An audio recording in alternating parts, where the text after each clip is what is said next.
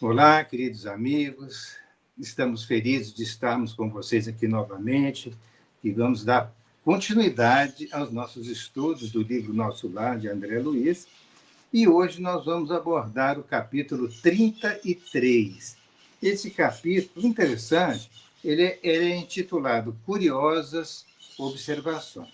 Mas antes, desejando para todos nós que a paz do Divino Mestre possa nos envolver os nossos corações, os nossos lares, hoje e sempre.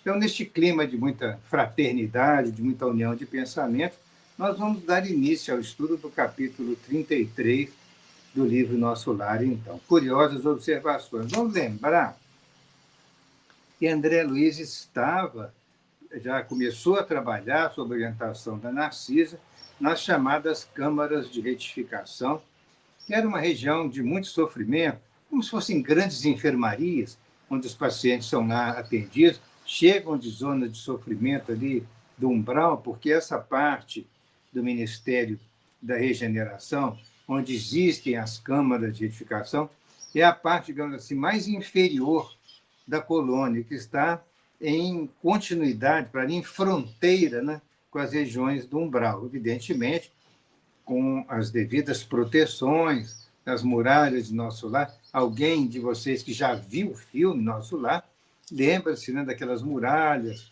que cercam a cidade, que é a proteção natural, para que não haja invasão de irmãos infelizes lá das zonas inferiores do umbral. Então, ele estava aguardando a chegada dos chamados samaritanos, que era um grupo de socorro, um pessoal especializado que vai às zonas inferiores do umbral, sofrimento muito grande, e recolhe de lá aqueles irmãos que estão em condições de serem já atendidos, que possam ir para as câmaras de edificação e serem internados temporariamente como doentes que vão aos poucos se recuperando. Então, eles estavam aguardando a chegada desta equipe. Ele diz assim: olha, que poucos minutos antes da meia-noite, Narcisa permitiu minha ida ao grande portão das câmaras. Os samaritanos deviam estar nas vizinhanças. Era imprescindível observar-lhes à volta para tomarmos providências. Esse grande portão das câmaras é exatamente a saída da colônia para os planos inferiores ali. Com que emoção tornei ao caminho, cercado de árvores frondosas e acolhedoras. Aqui, troncos que recordavam o carvalho, vetusto lá da terra. Além, folhas caprichosas lembrando a acácia e o pinheiro. Aquele ar embalsamado figurava-se-me uma bênção. Nas câmaras, apesar das janelas amplas, não experimentaram tamanha impressão de bem-estar, que agora ele estava fora, à noite, em contato direto com a natureza que circunda a colônia de Nosso Lar. Então, ele estava vendo árvores lindas, flores, toda aquela natureza exuberante circundando a colônia e aqueles odores agradáveis que a natureza nos traz. Assim caminhava silencioso sobre as frondes carinhosas. As frondes quer dizer as grandes árvores que estavam ali por perto. Ventos frescos agitavam-nas de manso, envolvendo-me em sensações de repouso. Sentindo-me só, ponderei os acontecimentos que me sobrevieram desde o primeiro encontro com o ministro Clarencio, quando Clarencio foi buscá-lo na zona de sofrimento lá no umbral. Onde estaria a paragem de sonho? Na Terra ou naquela colônia espiritual? São considerações, né? Pensamentos que ele está desenvolvendo enquanto ele está a sós. O que teria sucedido a Zélia, né, esposa dele, e os filhinhos? Por que razão me prestavam ali tão grandes esclarecimentos sobre as mais variadas questões da vida, omitindo, contudo, qualquer notícia pertinente ao meu antigo lar? Ele estava interrogando essa situação pela saudade natural que ele estava sentindo. Minha própria mãe me aconselhara o silêncio, abstendo-me de qualquer informação direta. A mãe dele, um espírito, né, mais elevado até, que residia em colônia superior a Nosso Lar, né, visitava, já tiveram oportunidade de visitar o André Luiz, ela disseram para ele, meu filho, tenha paciência, aguarda um pouco, não fica assim com aquela ansiedade de querer ter notícias assim de imediato. Deixa que vai chegar um momento oportuno. Quer dizer, a mãe dele estava procurando aquietá-lo diante daquela ansiedade natural que ele tinha. Se os espíritos superiores, os amigos, estavam cuidando dele, não recomendavam, por enquanto, que ele tivesse informações, certamente algum motivo havia. Então, era preciso ter uma certa disciplina, uma certa discrição de comportamento em relação aos espíritos amigos que estavam cuidando dele. Então, é como se ele pensasse assim: vou aguardar o momento certo, e no momento que eles entenderem que vai ser importante para mim, que vai ser útil para mim, que vai ser o momento certo, eu terei as informações sobre a minha família, conforme nós veremos mais ao final desta obra. Tudo indicava a necessidade de esquecer os problemas carnais no sentido de renovar-me intrinsecamente, né? A renovação íntima de cada criatura. Né? No entanto, penetrando os recessos do ser, encontrava a saudade viva dos meus entes queridos. Desejava ardentemente rever a esposa, muito amada, receber de novo o beijo dos filhinhos. Porque decisões do destino estávamos agora separados, como se eu fosse um náufrago em praia desconhecida. Simultaneamente, ideias generosas confortavam o meu íntimo. Não era eu o náufrago abandonado.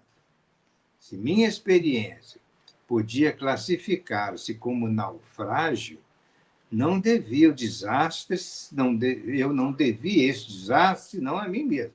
Né? Mas eu estava entendendo que não era propriamente um náufrago, por causa da grande assistência e da amizade que as amizades que ele estava desenvolvendo na colônia. Né? Seria até, né, desatencioso da parte dele pensar dessa maneira. Agora que observava em nosso lar vibrações novas de trabalho intenso e construtivo, admirava-me de haver perdido tanto tempo no mundo em frioleiras de toda sorte, quer dizer, em coisas que não tinham importância, sem perder tempo, como ele sentiu que perdeu tempo na vida dele. Em verdade, muito amara a companheira de lutas e, sem dúvida, dispensara aos filhinhos ternuras incessantes, ou seja, foram um bom pai. Mas, examinando desapaixonadamente a minha situação de esposo e pai, reconhecia, agora, que nada criara de sólido e útil no espírito dos meus familiares. Tarde verificara esse descuido. Quem atravessa um campo sem organizar a sementeira necessária ao pão e sem proteger a fonte que sacia a sede, não pode voltar com a intenção de abastecer-se.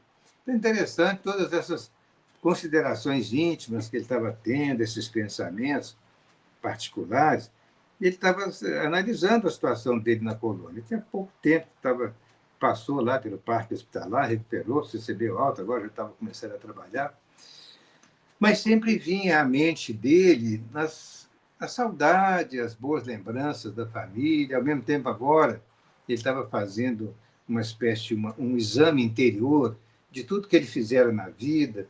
Porque, às vezes, quando a pessoa não tem uma formação religiosa mais aprofundada, tal como o Espiritismo nos dá, né, sobre as leis divinas, à luz do Evangelho de Jesus, ele estava entendendo que ele não tinha passado para a família valores úteis do espírito. Ou seja, é aquela consideração dos aspectos morais que regem a nossa existência. Isso, para ele estava entendendo que tinha descuidado dessa parte em relação à educação dos filhos, porque ele não tinha nenhuma formação religiosa, ele era mais ligado ao materialismo vigente no mundo como médico, então ele não conseguira passar algo de sólido e útil ao espírito dos seus familiares. Pois bem, ao deixar os círculos carnais, encontraram as penúrias da incompreensão e que teria sucedido à esposa e aos filhinhos deslocados da estabilidade doméstica para as sombras da viuvez e da orfandade. Inútil interrogação esta. Ele só viria a saber disso um pouco mais adiante, quando fosse devidamente autorizada uma visita dele pela primeira vez ao lar. Mas era preciso que ele tivesse um equilíbrio espiritual adequado para não sofrer traumas difíceis diante das dificuldades que ele poderia encontrar nesta visita. Pois bem, o vento calmo parecia sussurrar concepções grandiosas, como que desejoso de me despertar a mente para estados mais altos. Torturavam-me as inquirições internas, mas, prendendo-me então aos imperativos do dever justo, aproximei-me da grande cancela, investigando além através dos campos de cultura, que eram regiões verdejantes, né, que envolviam o nosso lar, e estava chegando próximo dessa cancela de entrada, vendo os campos de cultura, né, de vegetais que ali existiam. Todo luar, tudo luar e serenidade, um céu sublime e beleza silenciosa. Extasiando-me na contemplação do quadro, demorei alguns minutos entre a admiração e a prece. Instantes, agora acontece uma coisa muito curiosa aqui, olha. Instantes depois, divisei ao longe dois vultos enormes que me impressionaram vivamente. Pareciam dois homens de substância indefinível, semiluminosa. Dos pés e dos braços pendiam filamentos estranhos e da cabeça como que se escapava um longo fio de singulares proporções. Tive a impressão de identificar dois autênticos fantasmas. Olha só que interessante. Não suportei. Cabelos eriçados, voltei apressadamente ao interior. Inquieto e amedrontado, expus a Narcisa a ocorrência, notando que ela mal continha o riso. Ora essa, meu amigo, disse Narcisa por fim, mostrando um bom humor. Não reconheceu aquelas personagens? Fundamente desapontado, nada consegui responder, mas Narcisa continuou. Também eu, por minha vez, experimentei a mesma surpresa em outros tempos. Aqueles são os nossos próprios irmãos da terra. Trata-se de poderosos espíritos que vivem na carne em missão redentora e podem, como nobres iniciados na eterna sabedoria, abandonar o veículo corpóreo, transitando livremente em nossos planos. Os filamentos, os fios que você observou, são singularidades que os diferenciam de nós outros.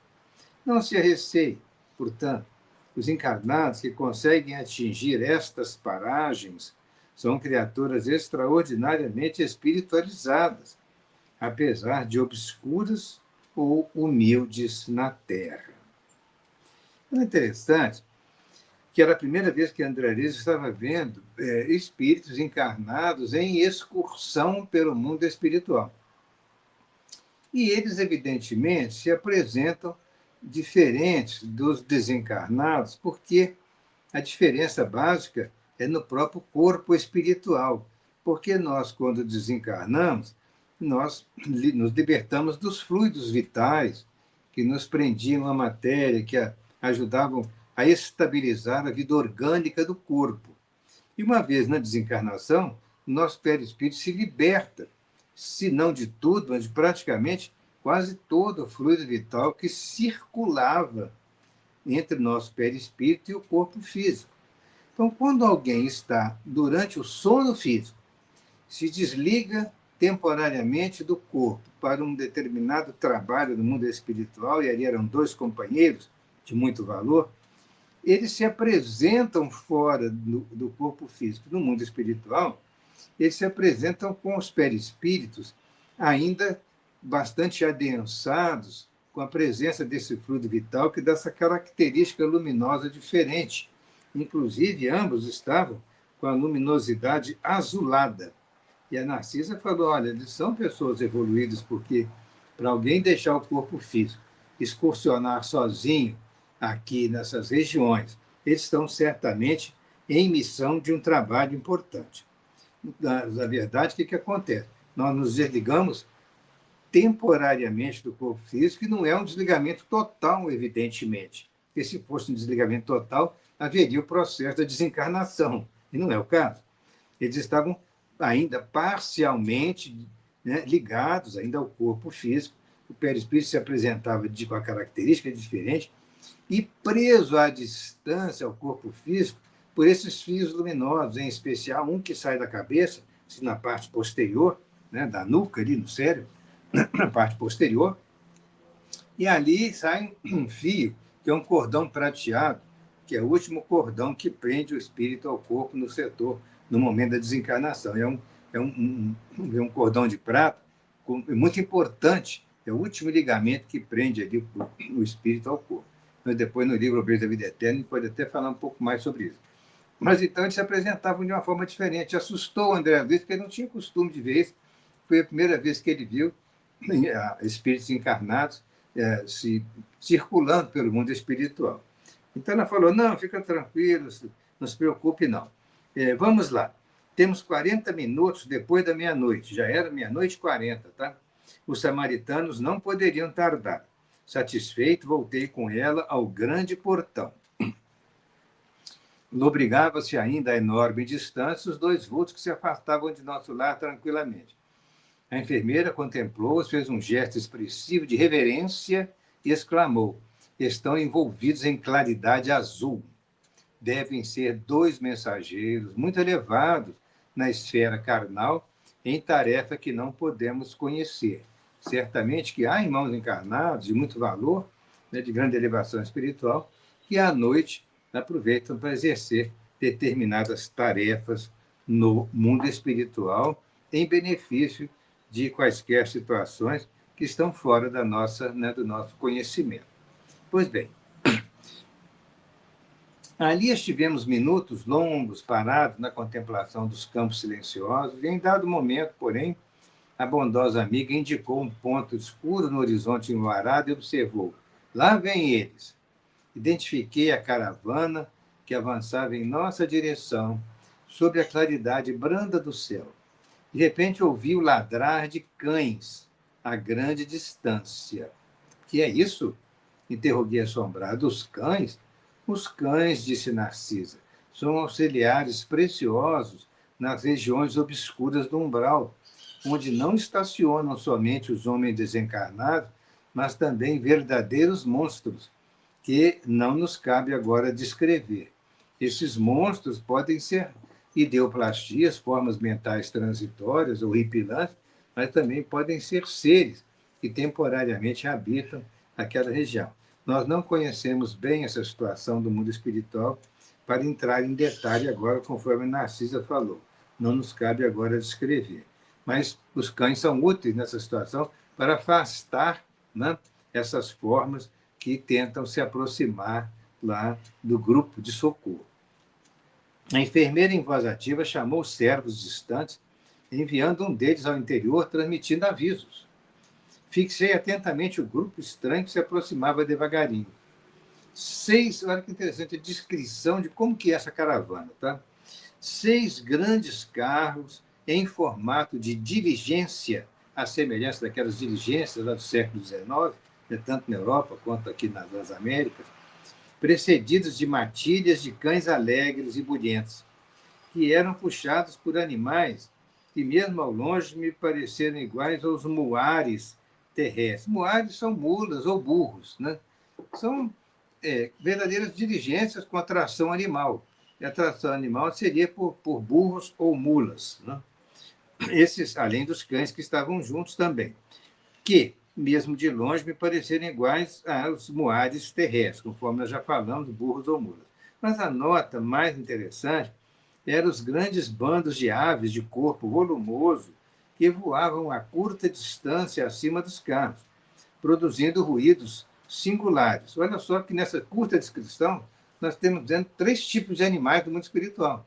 Nós estamos vendo os cães, que estavam juntos, demonstrando aquela alegria natural deles, junto ali daqueles que cuidavam deles, mas os animais de tração, né, as mulas que puxavam essas diligências, e também havia aves de um corpo mais, aves mais encorpadas, de bicos longos e de pernas longas também, semelhantes às aves nossas aqui, que são os ibis, Depois vocês podem entrar no Google, digitar lá, que vocês vão ver fotografia dos ibis, que são aves de corpo maior, um pouco menores que as cegonhas, mas de pernas longas, bicos longos, e que habitam as regiões das margens dos lagos ou vizinhança dos mares, porque eles costumam se alimentar de pequenos peixes, de moluscos, e ali eles vivem nessas regiões, na região de transição, nas margens dos lagos ou nas praias. Mas também pode, eventualmente, formar ninhos em árvores mais elevadas. Eles se assemelham, se vocês forem ver as fotografias depois, no Google, assemelham-se como se fossem umas cegonhas com bicos longos e pernas longas. Pois bem, dirigi-me rapidamente a Narcisa perguntando. Ele ficou curioso, né, com aquela situação daquelas áreas. Aí perguntou assim, onde está o aeróbus? Os aeróbus eram aqueles veículos, né, que as pessoas utilizavam no transporte público de nosso lar. Ele se elevava do solo e se dirigia a várias regiões da colônia, às vezes deslocando por vários quilômetros. Mas ele perguntou, mas e o aeróbus? Será que não poderia usar não, digamos, um coletivo desse, espécie de um ônibus elevado para ir para o Brás? Ela falou, não, por várias razões. Sempre atenciosa, a enfermeira explicou. Isso é uma questão de densidade da matéria. Você pode figurar no exemplo com a água e o ar. O avião que passa pela atmosfera do planeta não pode fazer o mesmo. O avião não vai voar na profundidade do mar, ele só pode voar na atmosfera. Então, a semelhança que ela está falando aqui. Poderíamos construir determinadas máquinas, como, por exemplo, um tipo de submarino, mas, por espírito de compaixão pelos que sofrem, os núcleos espirituais superiores preferem utilizar aparelhos de transição, que são essas diligências com tração animal. Além disso, em muitos casos, não se pode prescindir da colaboração dos animais. Os animais prestam serviços importantes aqui na crosta, entre nós encarnados, certamente serão úteis também no plano espiritual. Como assim? Perguntei surpreso. Os cães facilitam o trabalho, né, junto àquelas coletividades sofredoras do umbral. Os muares, quer dizer, as mulas, os burros, suportam cargas pacientemente e fornecem o calor nas zonas onde se faça necessário. E aquelas aves, acrescentou Narciso, indicando-as no espaço, que denominamos de ibis viajores. Ibis viajores são excelentes auxiliares dos samaritanos, por devorarem as formas mentais odiosas e perversas, entrando em luta franca com as trevas umbralinas. Isso me lembra determinadas aves, como, por exemplo, a siriema. A siriema, ela mata uma cobra venenosa e se alimenta daquela cobra e o veneno dela não faz mal para a siriema. Então, comparativamente aqui, esses ibis viajores, essas grandes aves de bico longo, pernas longas, eles são excelentes auxiliares dos samaritanos, que são os espíritos socorristas, né? Porque elas devoram formas mentais odiosas e perversas, entrando em luta franca com as trevas umbralinas. Ou seja, quando se vai numa expedição socorrista dessa, muitas formas mentais inferiores, perversas e odientas, como ela descreve, podem ser combatidas e até devoradas por essas aves que protegem o grupo que está ali em ação de socorro. Vinha agora mais próxima a caravana. Narcisa fixou-me com bondade e atenção, rematando. Mas, no momento, o dever não comporta minudências informativas. Você poderá colher valiosas lições sobre os animais, não aqui, mas no Ministério do Esclarecimento, que é um dos ministérios muito importantes de nosso lar. No Ministério do Esclarecimento, lá se localizam os parques de estudo e experimentação sobre os animais que existem no mundo espiritual.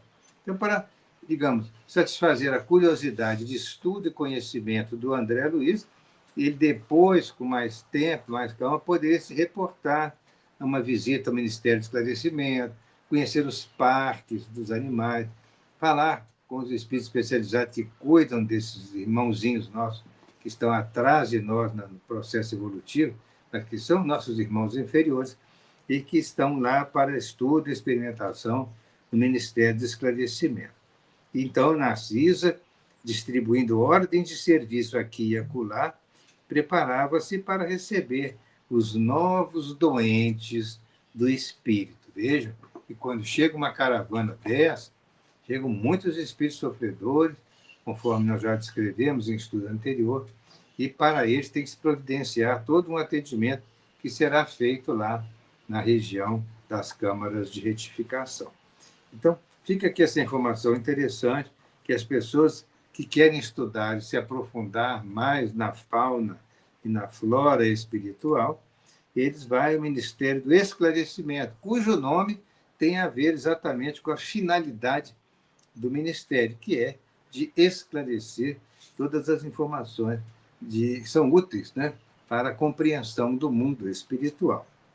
E André Luiz, quando quiser, em momentos, em horas livres, ele poderia lá buscar, né, essas informações nos parques de estudo e experimentação do Ministério do Esclarecimento.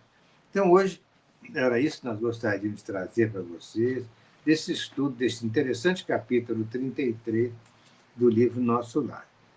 Até uma próxima oportunidade, né, de estarmos juntos para darmos continuidade e desejamos novamente que a paz do Divino Mestre possa ficar em nossos corações, em nossos lares, hoje e sempre.